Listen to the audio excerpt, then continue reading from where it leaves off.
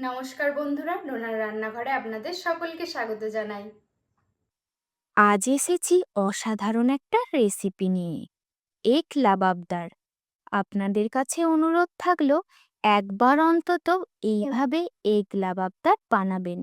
এর স্বাদ ভুলতে পারবেন না। এই রেসিপিটা বানানোর জন্য আমি 6 পিস ডিম ভালো করে সিদ্ধ করে নিলাম। 2টো টমেটো, 4টে কাঁচা লঙ্কা, 6 পিস কাজু এবং 6 পিস রসুন সিদ্ধ করে একটি মিক্সিতে পেস্ট করে নিলাম।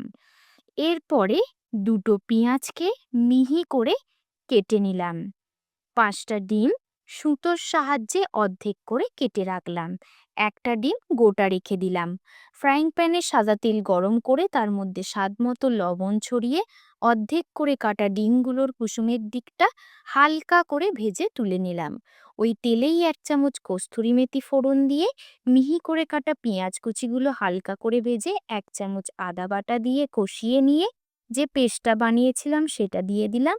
আর দিলাম 1 চামচ হলুদ গুঁড়ো, হাফ চামচ লঙ্কার গুঁড়ো, 1 চামচ কাশ্মীরি লাল লঙ্কার গুঁড়ো, 1 চামচ ধনে গুঁড়ো, হাফ চামচ জিরে গুঁড়ো, স্বাদ মতো লবণ দিয়ে মশলাটাকে ভালো করে কষিয়ে নিয়ে অল্প চিনি দিয়ে তার মধ্যে দিলাম 1 কাপ জল।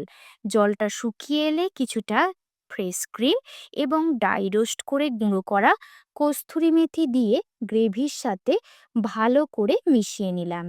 এরপর ভেজে রাখা ডিমগুলোকে গ্রেভির মধ্যে দিয়ে পরপর বসিয়ে দিলাম এবং 5 মিনিট এইভাবেই রান্না হতে দিলাম।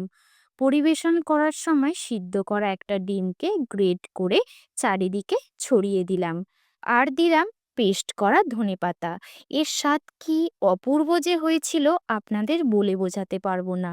ভিডিওটি ভালো লেগে থাকলে অবশ্যই লাইক, শেয়ার এবং কমেন্ট করবেন। ধন্যবাদ।